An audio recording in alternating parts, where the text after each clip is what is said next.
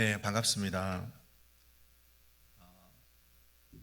저는 지금 15년 전이라고 말씀하셨는데 계산해 보니까 한 18년 전에 시작해서 15년 전쯤에 이제 떠났는데요. 그때 같이 섬겼던 우리 유스 학생들 기억이 지금 새록새록 나고요. 또 우리 유스 학생들하고 예배드렸던 그 공간 참 정겹고, 또 부모님들, 그때 직분자로 계셨던 많은 성도님들 다시 만나 뵈서 너무 반갑고요. 친정에 온 기분입니다. 그리고 저는 노스캐롤라이나에서 백인회종을 담임하고 있는데 오랜만에 또 한글로 찬양을 하고 찬양을 듣고 또 지금 성가대에 찬양 듣는데 가슴이 벌써 이렇게 막 뭉클해지고 벌써 은혜를 받았습니다. 저는 너무 감사하고, 친정에 반갑게 대해주셔서 너무 감사하고, 또 불러주신 우리 담임 목사님 감사합니다. 제가 오늘 여러분들과 함께 나누고 싶은 하나님의 말씀은 시편 118편 말씀입니다.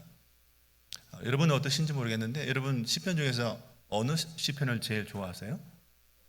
저는 23편을 제일 좋아합니다. 저희 미국 회중도 여쭤보면은 23편을 잘 기억하시고 늘 암송하셔요. 암송하시고 저도 참 좋아하는데 제 개인적으로 두 번째로 좋아하는 시편이 바로 118편입니다. 118편에 대해서 여러 가지 일화들이 저는 개인적으로 많이 있는데 읽을 때마다, 대할 때마다 많은 은혜를 받는 그런 시편입니다. 근데 오늘 이 시편을 함께 나누고자 했던 이유 중에 하나는 이 시편의 내용이 물론 아시겠지만 다윗이 쓴 시편인데요. 어느 날 평상시에도 이스라엘 백성들이 적국의 공격을 많이 받았지만 특별히 이때는 연합군, 그러니까 적국이 하나가 아니고 여러 개의 나라의 적국들이 합쳐서 한꺼번에 이스라엘을 공격하는 상황이었잖아요. 그때에 어떻게 할까? 사면초가가 된 이 상황 속에서 이스라엘 백성들이 오히려 하나님께 부르짖음으로 말미암아 승리를 얻게 되고 하나님의 사랑하심, 능력 하나님 다시 한번 경험해서 찬양 올린다는 그런 내용이지 않습니까? 이것이 지금 우리가 코비드 상황을 맞이해서 참 비슷한 상황 속에서 있는 것 같아요. 여러분, 코비드 상황 되어서 모든 사람들에게 공평한 것 같은데, 코비드 하면 우선 제일 처음에는 내가 걸리면 어떻게 할까? 우리 가족이 걸리면 어떻게 할까? 걱정도 되고. 그것뿐만 아니잖아요. 당장 재정에 문제가 생기잖아요. 가게도 타격이 되고 직장도 영향을 입고, 뿐만 아니고 관계도 영향을 입지 않습니까? 저희 교회 회중을 보니까 학생들이 학교를 안 가니까 집에서 계속 가르쳐야 되니까 엄마 아빠들이 다 문제를 풀어줘야 되고 가르쳐야 되고 굉장히 싫어하는 거예요. 너무 싫대 그게. 그 때 되면 엄마들 밥 챙겨주는 거 좋으세요? 싫으세요? 싫어하시잖아요. 그죠? 솔직히 싫죠. 시간 되면 벌써 점심이고 벌써 저녁이고 막 너무 싫어. 네. 그리고 남편도 웬만하면 좀 나가줬으면 좋겠는데 하루 종일 봐야 되고, 이 화상을 어떻게 해야 되나. 그래서 이제 관계가 힘들어져요. 코비드인데 관계가 힘들어져요. 그래서 이 코비드라는 것이 우리를 여러 방면의 공격을 받게 하는 그런 상황인 것 같습니다.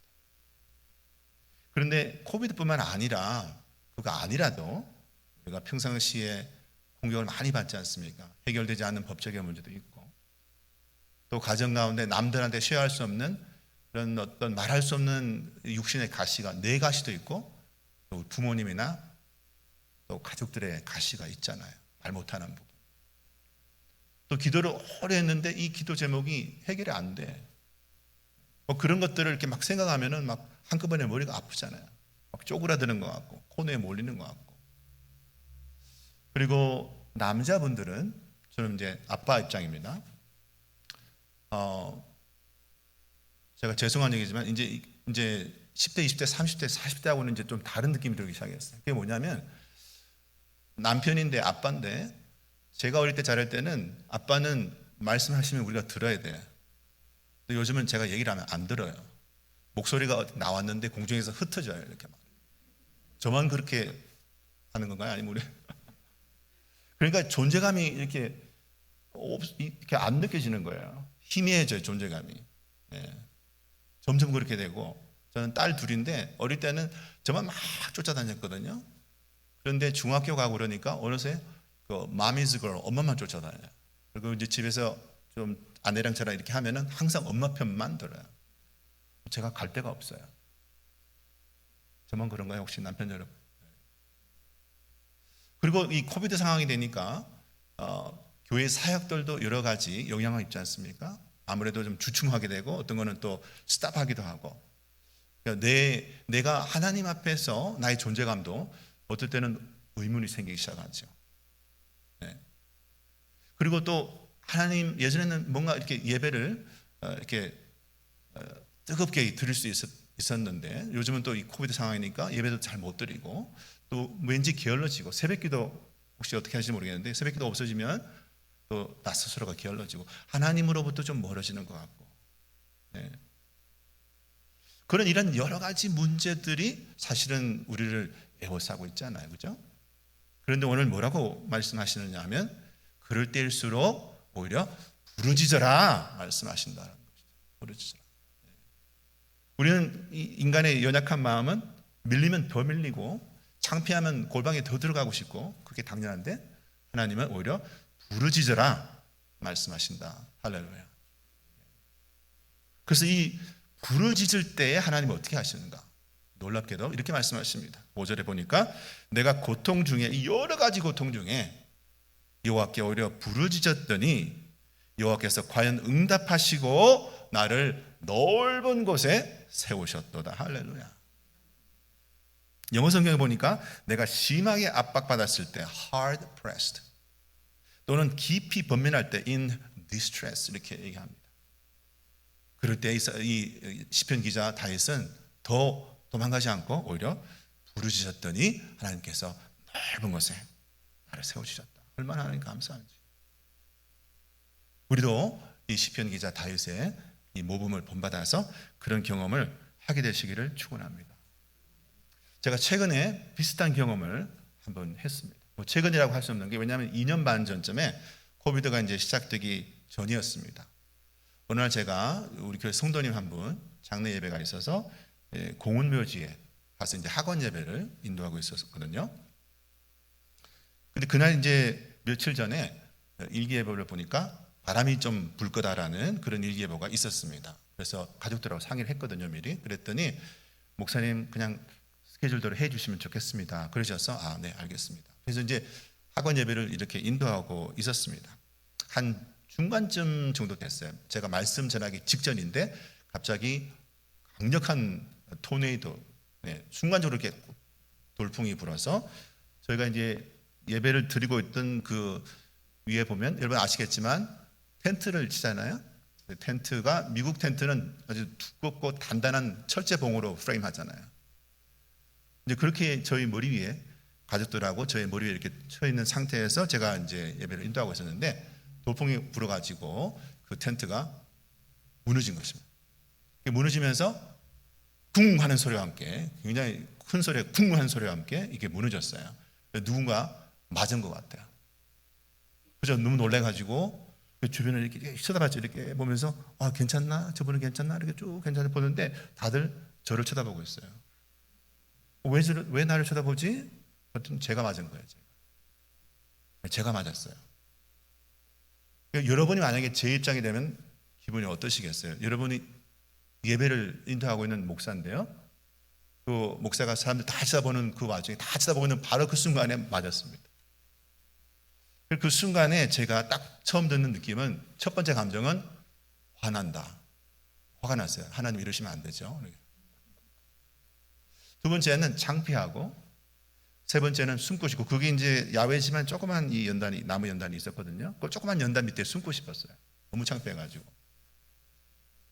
그런데도 그 와중에 저는 믿음이라고 강변하고 싶지만 믿음이 좋아서 하나님께 부르짖었습니다. 따지듯이. 하나님 이러실 수 있냐고. 하나님 이러시면 안 되죠. 이러시면 하나님 영광 가리잖아요. 좀 제가 그냥 조용할 때 이렇게 맡게 하시지, 혼자 갈 때. 왜 많은 사람 앞에서 하필 이렇게 맡게 하십니까, 저를? 하나님께 영광이 안 되잖아요. 이러시면 안 되잖아요. 이렇게 부르짖었습니다. 그랬는데 하나님이 눈을 띄워주시는 거예요, 오히려. 그 눈을 크게 뜨고 이렇게 주변을 보니까 거기가 그냥 공원묘지가 아니고 다른 공원묘지 비해서 한 두세 배 정도 큰 거, 엄청나게 넓은 데거든요. 그 텐트 여러분 아시겠지만 학원 예배 때 텐트는 옆이 다 뚫려 있잖아요. 그래서 그 저편으로 보니까 어마무진 넓은 그 공원 묘지가 눈에 확 들어오면서 제 가슴이 열리기 시작했습니다. 그리고 제 눈앞에 있는 이 가족들이 보이기 시작했어요. 가족들이 저를 뚫어지게 보고 있는 거예요. 저 목사님 어떻게 하실까? 어제 우리 예배 못 드리나? 뭐 그런 얼굴로. 그 순간 제 마음이 다시 넓어지면서 제가 누군지, 내가 목사구나, 내가 목사지. 여전히 하나님께 예배 인도자로서 권위를 받은 내가 목사구나, 예배를 인도해야 되는구나. 그래서 예배를 다시 인도했습니다. 인도하는데 그 텐트에 4개의 다리가 있는데 2개가 부러졌잖아요. 그러니까 오신 손님들이 손으로 이렇게 들고 계신 거예요. 이렇게 예배 동안에. 여기 한 7분, 8분이 다 이렇게 들고 계시고, 두 면을. 그리고 그 와중에 저는 예배를 무사히 잘 마쳤습니다. 그런데 옆에 있는 그 퓨너럴 홈에서 나오신 분이 바로 옆에서 제가 만난 거 봤으니까 너무 걱정하시는 거예요. 괜찮냐고. 그러고 난 다음에 그제서야 이렇게 머리를 만져봤는데 여기 다행히 머리 중에서 제일 단단한 여기 끝에 맞았습니다. 만져보니까 피가 안 났습니다. 네. 다행히 피가 안 났어요. 근데 이제 그 무겁고 단단한 이 쇠에 맞았으니까 멍해요. 굉장히 멍한 상태로.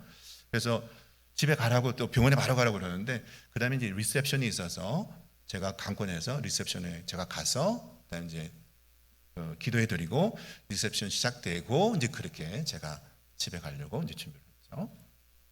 근데 하도 이제 여러분들이 그 가족들한테 집중 안 하고 자꾸 저한테 집중하시니까 괜찮냐고. 그래서 할 수 없이 제가 이제 전체 회중 앞에 어나운스를 했습니다. 괜찮다고. 네. 영어 백인 회중이니까 영어로 얘기를 했죠. I'm okay, I'm okay. I think I just proved I'm hard-headed. 제가 머리가 아주 단단한 머리라고 오늘 제가 증명을 한 것 같습니다. 이렇게 하니까 다 웃고 분위기가 좀 바뀌었습니다. 한 분이 이렇게 걸어오시더라고요. 그러면서 그분이 저한테 농담을 또 받으시는 거야. 뭐라고 그러냐면 I think you're right. You just proved to be hard-headed Methodist pastor. 그래서 hard-headed가 2가지 뜻이 있잖아요. 단단하다는 뜻도 있고 그다음에 고집 세다는 뜻도 있고.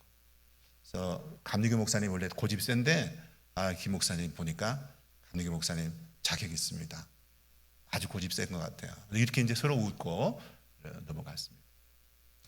그리고 난 다음에 이제 그 퓨너럴 홈에 계신 분이 저를 강권하셔서 자꾸 가라는 거예요, 병원에.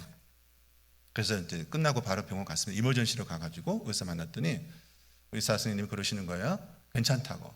네, 뇌진탕이 좀 있지만 괜찮습니다. 네. 근데 그 말씀을 듣는 순간 마음이 더 넓어지면서 갑자기 감사가 나오는 거예요. 그 지난 20년 동안의 사역이 쭉 지나가면서 맞아, 20년 동안 하나님 나 지키셨지. 큰 병 없이 잘 하게 해주셨구나. 하나님 정말 감사해요. 그 이머전시 그 룸에 앉아가지고 하나님 감사했습니다. 갑자기. 여기 머리가 맞아가지고 머리가 멍한 상태에서 감사한 마음이 막 생기는 거예요.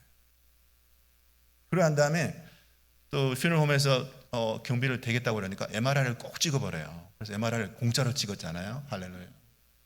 태어나서 처음 찍었는데 머리를 이렇게 들여다보니까 제가 평상시에 궁금했던 내용들이 다 나왔습니다. 그래서 머리 안이 깨끗해요. 너무 감사해요. 할렐루야. 감사합니다. 공짜래요. 엄청 비싼데 공짜래. 네. 그 마음이 점점 넓어졌습니다. 그리고 난 다음에 한 3주 정도는 굉장히 멍했어요. 정말로 멍했습니다. 잘 대화도 잘 안 되고 멍한 상태로 지났지만 3달쯤 지나서 3주 지나서 괜찮아지고 한 3달쯤 지나서 저희 가족이 갑자기 아내랑 저랑 저희 아이가 이가 한꺼번에 아팠습니다. 그래서 경비가 많이 들었어요. 갑자기. 그래서 쩔쩔매는데 퓨너럴 홈에서 가입한 보험회사에서 연락이 왔습니다. 그래서 지난번 일로 죄송하다고 보상을 좀 하고 싶습니다. 그래서 보상을 받았어요. 그 보상이 그 치과 치료한 비용하고 딱 맞아떨어졌습니다. 제가 그랬잖아요. 하나님 그럴 줄 알았어. I knew it. 마음이 한없이 넓어졌습니다. 심지어는 어떤 생각까지 들었냐면 이렇게 하시려고 하나님 맡게 하셨구나, 그런 생각까지 들 정도로 마음이 완전히 바뀌어져서 그 똑같은 사건을 보는 그 눈빛이 완전히 바뀌어졌습니다. 부르짖었더니 여러분 효과가 있었어요. 부르짖기를 축복합니다. 자, 이렇게까지 제가 제 이 말씀을 나누면 아마 어떤 분은 이렇게 거꾸로 질문하실 분이 계실 것 같아요. 목사님은 참 믿음도 좋으시고 하나님과 가깝고, 또 이거는 한 경우 한 케이스인데, 그런 케이스에 목사님처럼 하나님 가까운 분이 기도하면 당연히 그렇게 되겠죠. 하지만 저 같은 경우는 저는 하나님과 가까운지도 잘 모르겠고, 또 저는 남들한테 말할 수 없는 아주 오래된 그런 어떤 질병이라든지 가정의 문제라든지 그런 게 있습니다. 그런 것도 하나님께서 내가 만약에 부르짖으면 넓은 곳에 꺼내주실까요? 그렇게 질문하시고 싶은 분이 분명히 계실 거예요.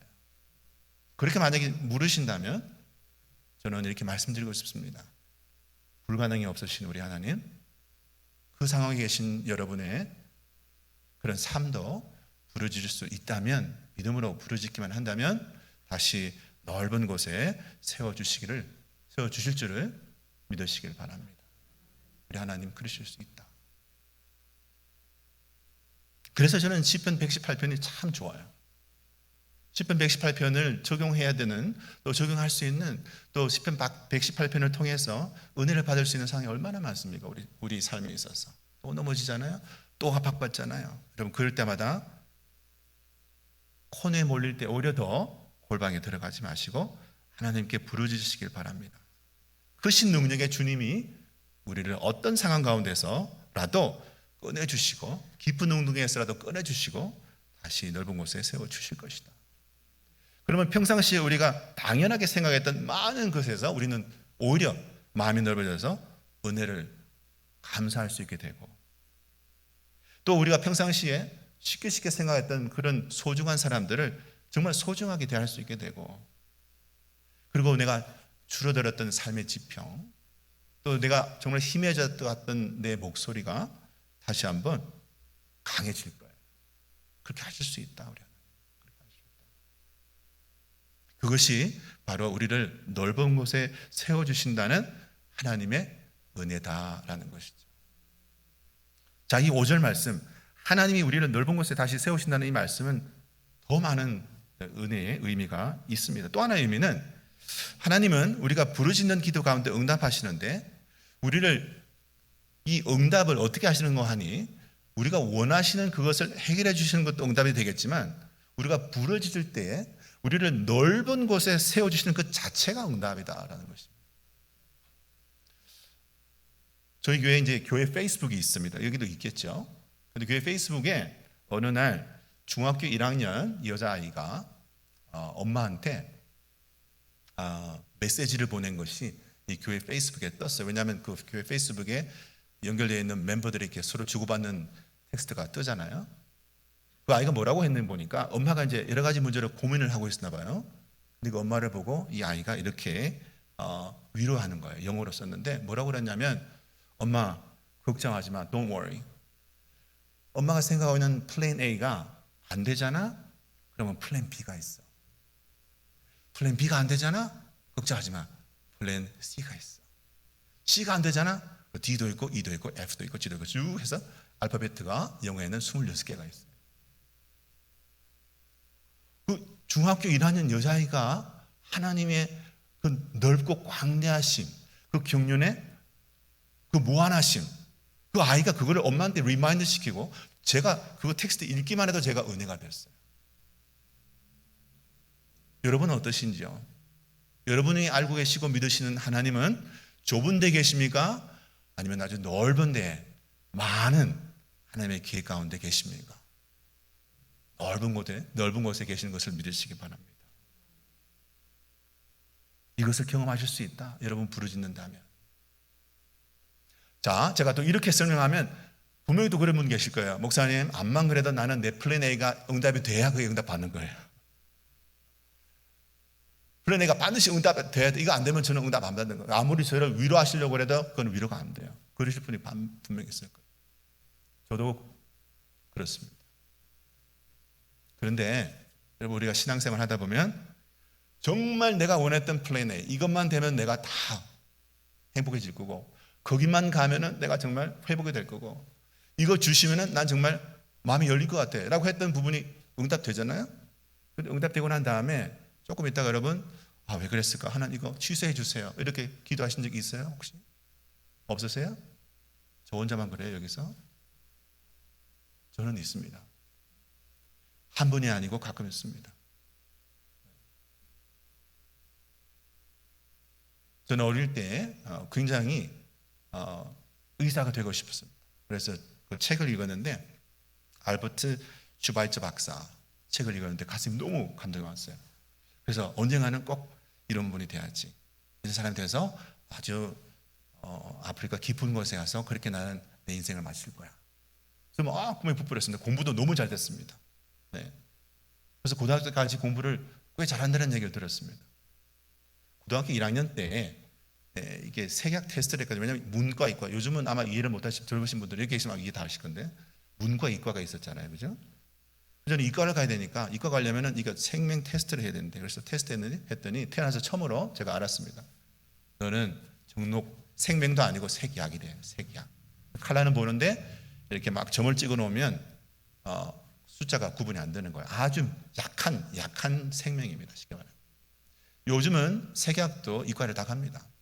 근데 제가 고등학교 다닐 때 그때는 모든 이과를 갈 수 없었어요. 심지어는 수학과도 못 갑니다. 너무 힘이 들던 거예요. 그래서 엄청나게 원망했습니다.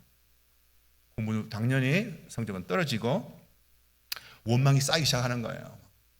그리고 최선을 다해서 제가 알고 있는 한에서 최선을 다해서 방법을 찾았습니다. 뭐 안경 써보는 거, 뭐 침 맞는 거, 한약 먹는 거, 뭐 외과지견 방법 이러면서 그냥 열심히 찾았습니다. 그 12년 동안, 그 이후부터 12년 동안 답이 없죠. 하나님께 얼마나 많은 제가 기도했을까요? 여러분은 어떤 어려운 기도 제목이 있을지 모르겠는데 저도 열심히 기도했습니다.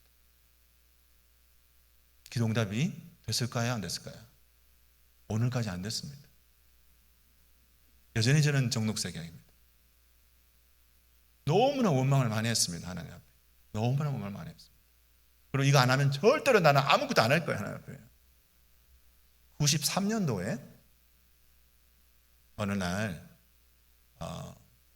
제가 속장을 목장이라 하고 구역장은 제가 이제 젊은 구역장입니다. 31에 구역장이 됐는데 그 구역원들이 자꾸 신학교를 가라는 거예요. 그래서 할 수 없이 제가 오산이 기도원에 가서 기도를 했습니다. 기도하는 가운데 93년 12월 24일 크리스마스 날인데요. 크리스마스 이브 날인데 2박 3일 동안 금식 기도하는 가운데 하나님 음성을 들은 것 같습니다.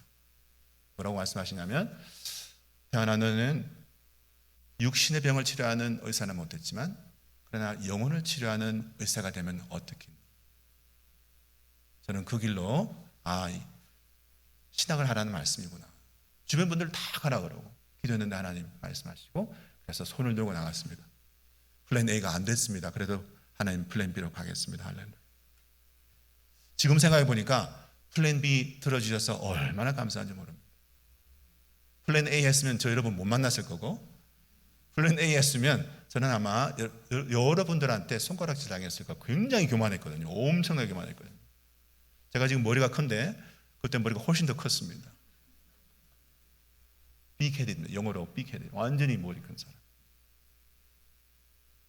여러분 하나님 앞에 나오실 때에 하나님께서 나를 더 사랑하시고 나보다 더 나를 하나님께서 나를 더 많이 아시고 나보다 더 나를 하나님께서 내 미래를 나보다 더 많이 알고 계시는 그 하나님께서 나를 넓은 곳에 세우시는 것을 받아들이시기를 축복합니다. 플랜 A가 어떻게 그것이 내게 가장 좋은 건지 나는 모른다라는 거죠. 정말 여러분 자신할 수 있으세요? 플랜 A가 좋은지? 그리고 자녀들을 기를 때 저도 딸이 둘이 있는데 지금 다 컸어요. 28, 이제 21 됐는데 그 아이들 태어나기 전부터 기도했습니다. 하나님, 이 아들이 이런 애가 되고 저런 애가 되고, 얼마나 기도를 많이 했는지. 벌써 그 배우자의 기까지 다 생각하고 다 기도하고, 태어나기 전부터 배우자 기도했습니다. 저는. 그리고 어떤 직장을 가졌으면 좋겠다. 지금 와서 제가 후회하는 부분이 있습니다. 그렇게 기도하지 말 거예요. 저만 그런가요? 여러분, 넓은 곳에 계신 하나님께서 우리가 좁고 코너에 몰리고 쪼그라든 그 상속에서 하나님께 부르짖었을 때 하나님께서 넓은 곳에 나오라면 손 들고 나올 수 있는 믿음이 되시기를, 물론 지금 그러시겠지만 다시 한번 그것을 사용하시고 활용하시기를 진심으로 축원합니다. 그것이 우리에게 은혜의 축복이다. 자, 그렇게 손을 들고 나오면 이제 하나님께서 명령하십니다. 자, 이게 준비가 됐구나. 이거 해라. 그게 뭐냐? 6절로 9절 말씀입니다. 여호와는 내 편이라 내게 두려움이 없나니 사람이 내게 어찌할꼬. 여호와께서 내 편이 되사 나를 돕는 자 중에 계시니 그러므로 나를 미워하는 자에게 보응하시는 것을 내가 부르로다. 여호와께 피함이 사람을 신뢰함보다 나으며 여호와께 피함이 방백들을 신뢰함보다 낫도다. 이제 네가 나를 믿고 내 인도하심을 따라서 넓은 곳에 나왔으니 더 이상 예전처럼 인간들 중에 전문가들, 그들의 의견을 묻고 그들의 의견을 쫓아서 결정하지 말라. 물론 여러분 오해하지 마시기 바랍니다. 여전히 우리가 의견을 들어야 되겠죠. 그러나 결정은 누구와 함께? 하나님과 함께 하라는 것입니다. 그리고 난 다음에 더 나가서 이거 하라라고 명령하십니다. 10절 말씀 12절입니다. 열방이 나를 에워쌌으나 내가 여호와 이름으로 저희를 끊으리로다. 저희가 나를 에워싸고 에워쌌으니 내가 여호와 이름으로 저희를 끊으리로다. 저희가 벌과 같이 나를 에워쌌으나 가시덤불에 불같이 스물되었나니 내가 여호와의 이름으로 저희를 끊으리로다. 누가? 하나님이? 누가? 내가. 이상할 수 있죠. 왜냐하면 성경 보니까 전쟁은 하나님께서 쏟겠다. 하나님이 이기셔야 되는 거 아닌가요? 여러분, 우리가 한 가지 기억해야 될 것이 있습니다. 전쟁은 하나님께서 쏟겠고 전투는 누구에게? 우리에게. 우리가 베이비가 아닌 이상 하나님 모든 거 다 해주세요라고 할 수 없다는 것이죠. 전체 전쟁은 하나님 당연히 주관해서 이기시겠지만, 그러나 각각의 삶에 배당된 오늘 하루에 내게 배당된 내 삶, 이 시간 내가 이겨야죠. 내게 주어진 이 미션, 내게 주어진 이 찬양, 내게 주어진 이 직장, 내게 맡은 내 이 시간의 관계, 이건 내가 해내야죠. 그래야지 내가 베이비가 아니죠. 언제까지 우리가 젖만 먹고 살 수 없잖아요. 하나님 말씀하십니다. 기억하게 하십니다. 네가 과연 나를 믿고 부르짖고 그리고 내 인도에 따라서 넓은 곳에서 나왔느냐? 그러면 네가 내 이름으로 네가 이기라 라고 말씀하십니다. 네가 끊으라. 할 수 있다. 할 수 있다. 앉아있지 마라 하는 것이죠.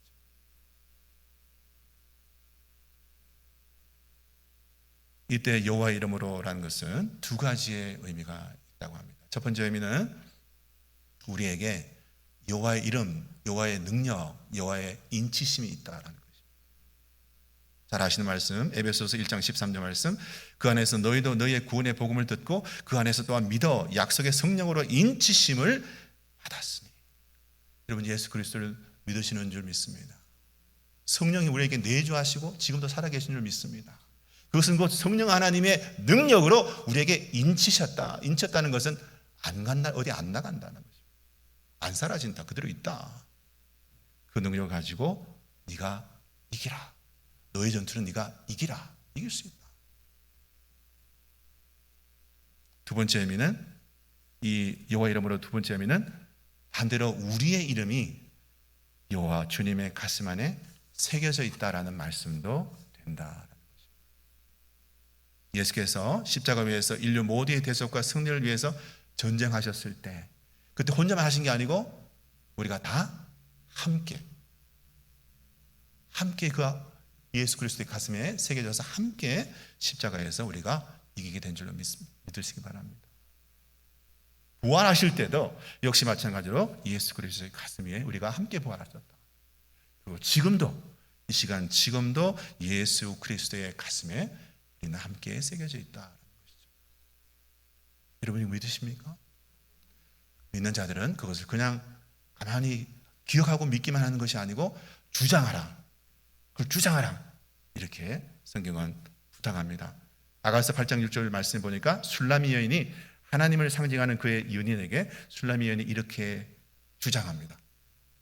당신은 나를 도장같이 당신의 마음에 품고, 도장같이 당신의 마음을 품고, 도장같이 당신의 팔에 두라. 영어 표현 얘기하면 Don't you ever forget about me. 절대로 나 잊어먹지 마세요. 절대로 나를 그냥 두지 마세요. 절대로 나 안 내버릴 거죠? 라는 거죠. 그거 주장하라는 것이죠. 그리고 여호와 이름으로 너의 전투를 이기라. 할렐루야. 이길 수 있다. 그리고 마지막에 이런 약속을 하십니다. 그렇게 할 수 있다면 너희는 이렇게 될 것이다. 13절로 17절 보니까 네가 나를 밀쳐 넘어뜨리려 하였으나 여호와께서 나를 도우셨도다. 여호와는 나의 능력과 찬송이시오 또 나의 구원이 되셨도다. 의인의 장막에 기쁜 소리 구원의 소리가 있으며 여호와의 오른손이 권능을 베푸시며 여호와의 오른손이 높이 들렸으며 여호와의 오른손이 권능을 베푸시는도다. 17절 내가 죽지 않고 살았어. 내가 죽지 않고 살 거야. 그리고 여호와 행사를 선포하리로다. 할렐루야. 그래서 결국에 너희들은 이렇게 할 수 있다면 힘들 때 괴로울 때 압박받을 때 부르짖고 그래서 하나님께서 넓은 곳에 세우실 때 손들고 나가서 따라갈 수 있다면 그래서 여호와께서 함께 하심을 믿고 너의 전투를 여호와 이름으로 이길 수 있다면 결국엔 너희들은 승리할 거고 승리한 자들이 소속된 그 장막에 너희를 쓸 거야. 거기 쓸 거야. 그게 너희들의 엔딩이야. 이렇게 말씀하십니다. 그런 제가 118편을 왜 안 좋아하겠어요? 저 118편 너무 좋아요. 여러분들하고 꼭 나누고 싶었어요.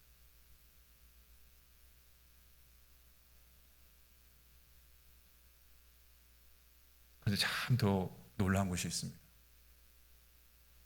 이런 놀라운 시편을 쓴 기자는 다윗은 이런 경험이 처음이 아니에요. 전에 벌써 이런 경험이 있어요. 여러분도 아마 저는 확신합니다. 이런 경험이 벌써 있으시죠? 할렐루야. 다윗도 그랬던 것 같아요. 그러니까 이미 그런 경험이 있으니까 이번에 또 그러실 거야. 그러니까 아예 이 시편을 쓸 때 처음에 먼저 그러실 거죠 하나님? 하나님 우리 하나님 이러신 분이죠? 먼저 선포하고 찬양하고 시작합니다. 아예 처음부터. 그래서 1절로 4절 이렇게 시작합니다. 여호와께 감사하라. 그는 선하시며 널 사랑하시며 결코 멈추지 아니하심이로다. 모든 세상 사람들에게 선포하라. 그의 사랑은 결코 끊어지지 아니하심이로다. 너 아론의 자손들아 이 세상에 선포하라. 하나님은 널 사랑하심을 결코 포기하지 아니하신다고. 너 여호와를 경외하는 자들아 이 찬양을 함께 부르자. 그는 널 사랑하심을 결코 멈추지 아니하실 거야. 아예 그냥 처음 시작하는 거예요. 여러분 매일 하루를 아예 그냥 이렇게 거꾸로 역으로 찬양으로 시작하시기를 축복합니다. 자, 그런데 이 1절로 4절의 이 말씀은 또 하나의 의미가 있습니다. 물론 다윗은 이미 이런 경험이 있으니까 하나님 이제 내가 좁은 곳에 몰려서도 부르짖기만 하면 이렇게 해주실 거야. 그런 하나님이신가? 그런 하나님을 이미 예상하면서 선포하고 찬양하는 것도 있지만 또 하나 의미가 있는데 그것이 뭐냐면 5절 말씀에 나를 넓은 곳에 세우신다는 그 넓은 곳에 세우신다는 것과 연결이 다시 됩니다. 무슨 뜻이냐면 여러분 우리가 처음 신앙을 시작하면 참 감사해요. 우리가 기도하고 응답받으면 감사해요.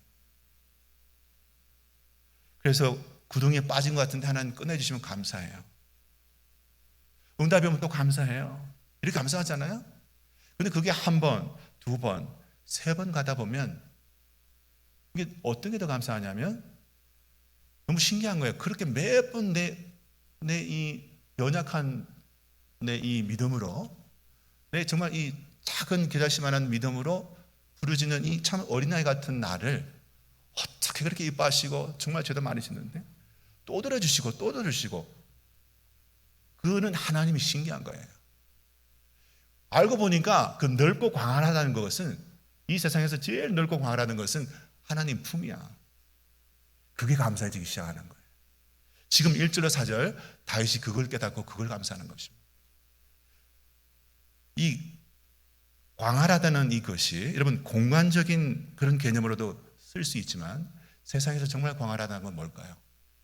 제가 그 고운묘지에 있는 그것도 광활하겠지만 그러나 공간적인 개념뿐만 아니고 시간적 개념으로 따져서 끝이 없는 하나님의 그 사랑하심, 영원 전부터 영원 후까지 변함없는 그 하나님의 사랑, 그 크고 넓으신 하나님의 품, 그것이야말로 우리 양들이 경험할 수 있는 가장 넓은 곳이 아니겠느냐라는 것이죠. 바로 그것을 1절로 4절에서 이 다윗 시편 기자가 고백하는 거죠. 이거 한 번, 두 번 하나님 자꾸만 이렇게 막 나가서 이거 들어주세요. 감사하고, 들어주세요. 감사하고. 이거 하다 보니까 나중에 이게 별로 관심이 없어지고 그 넓은 하나님의 날 사랑하신 그 품이 진짜로 감사한 거예요. 이게 진짜로 감사한 거예요. 여러분, 거기까지 오신 줄을 저는 믿습니다. 그게 바로 118편의 다윗의 마음이죠. 정말 신기한 게 있어요, 여러분. 말씀 준비하면서 이 담임 목사님, 정 목사님하고 이제 우리가 예배 준비를 하게 되는데 저한테 여쭤보셨어요. 어떤 찬양을 마지막으로 하기를 원하십니까? 제가 이미 알고 있거든요. 우리 정 목사님 찬양 얼마나 은혜가 되는데. 그래서 아니 찬양의 전문가가 저한테 왜 물으시냐. 그래서 믿습니다. 어떤 건지 골라주십시오. 어떤 것이든지 골라주십시오. 그래서 한 이틀 전인가 저한테 주보를 보내주셨는데 너무 놀라운 것이 마지막으로 정하신 그 찬양이 한 성령의 영으로 통했던 것 같아요. 그 찬양을 저 처음 듣는 찬양인데 이게 들으면서 계속 예배를 준비하면서 들었는데 제가 말씀 전하고자 했던 그 메시지를 그 찬양이 그대로 말씀하시더라고요. 우리 하나님은 좁은 가운데 아무리 깊은 웅덩이 가운데 있을 때라도 부르짖으면 다시 넓은 곳으로 꺼내줄 수 있는 분이시기를 믿으시기 바랍니다. 뿐만 아니고 우리 하나님은 우리를 너무나 사랑하시되 대지부터 영원까지, 영원 전부터 영원 후까지 변함없이 사랑해 주시는 넓은 가슴을 가지시는 하나님이시다. 그 하나님께 우리 드릴 것은 오직 영광, 오직 찬양이다. 여러분 다 동의하신 줄 믿습니다. 우리 시간 잠깐 기도하겠습니다.